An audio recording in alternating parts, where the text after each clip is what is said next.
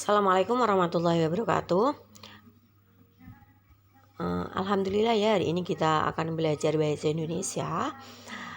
Sebelum itu anak-anak siapkan alat tulisnya, kemudian catat semua materi yang ada di dalam pembelajaran kali ini. Oke ya, hari ini kita akan belajar materi teks eksplanasi. Nah, tentunya kalian mungkin asing mendengar kata-kata eksplanasi, tetapi sebetulnya teks ini itu sering kita jumpai atau sering kita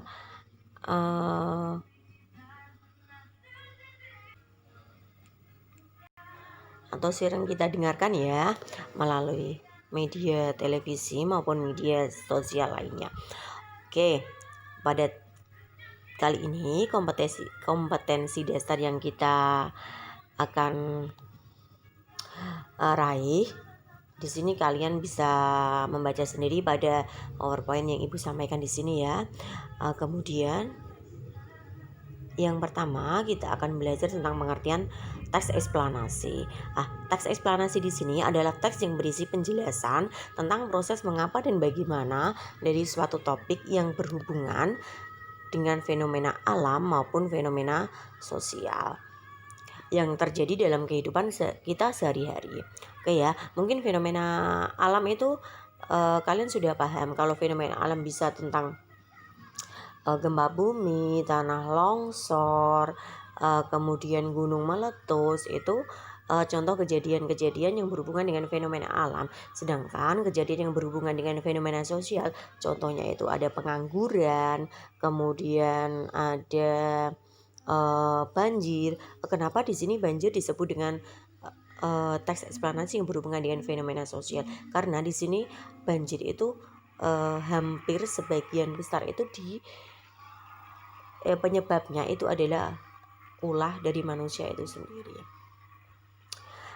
Jadi tujuan teks eksplanasi di sini itu untuk menjelaskan proses terciptanya sesuatu yang terjadi secara alamiah ataupun proses bekerjanya fenomena alam maupun fenomena sosial. Bisa dilihat pada gambar di dalam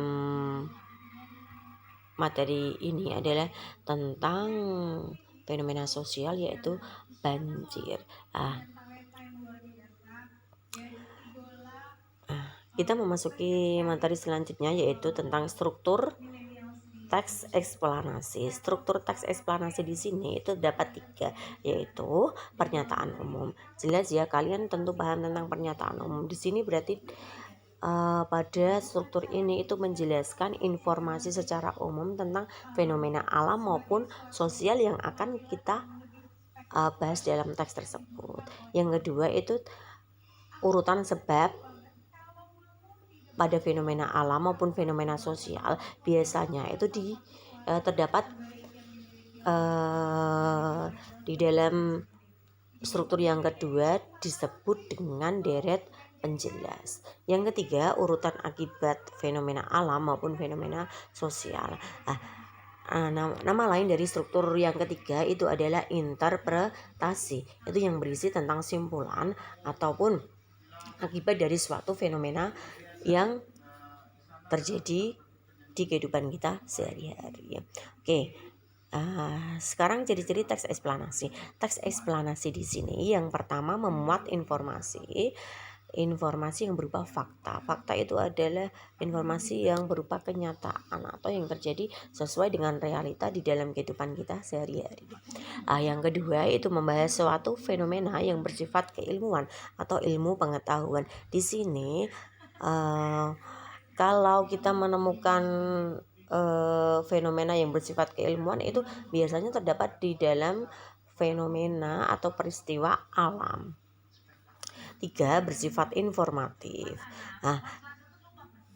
Karena teks eksplanasi itu berupa peristiwa atau fenomena sehari-hari, pasti di sini itu bersifat secara informatif atau memberikan informasi kepada pembaca. Sekarang kita akan membahas ciri-ciri kebahasaan teks eksplanasi. Yang pertama itu ada kata ilmiah. dan kata teknis. Kata ilmiah dan kata teknis itu saling berhubungan. Kata ilmiah dan kata teknis itu pasti berhubungan dengan fenomena atau ilmu pengetahuan yang berhubungan dengan fenomena alam maupun fenomena sosial. Contohnya itu adalah kata gempa bumi, lava, gempa vulkanik, gempa tektonik, dan sebagainya. Yang kedua yaitu kata kerja material ataupun kata kerja aksi. Kalau kata kerja material ataupun kata kerja aksi itu kata kerja yang berhubungan dengan suatu tindakan secara langsung. Selanjutnya konjungsi waktu. Konjungsi waktu di sini sebagai contohnya dalam teks eksplanasi itu terdapat kata-kata kemudian, lalu, setelah itu dan sebagainya.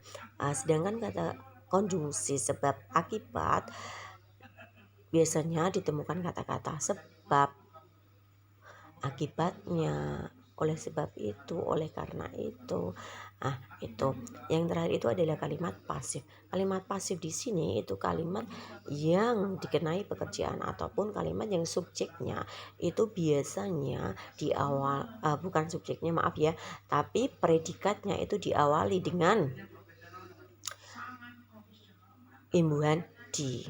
Misalkan gempa bumi disebabkan karena terjadinya bla bla bla. Kata disebabkan di sini itu termasuk di dalam kata kerja yang menunjukkan kalimat pasif karena di sini diawali dengan kata di. Oke.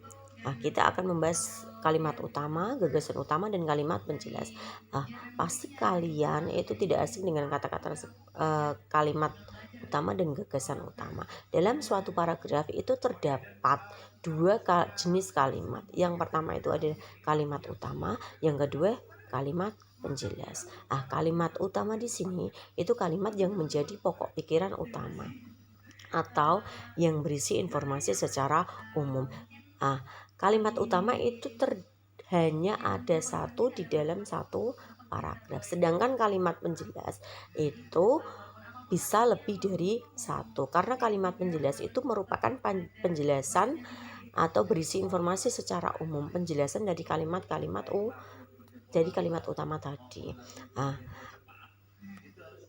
Yang selanjutnya itu gagasan utama. Gagasan utama itu berhubungan dengan kalimat utama karena gagasan utama di sini itu pasti terdapat di dalam kalimat utama.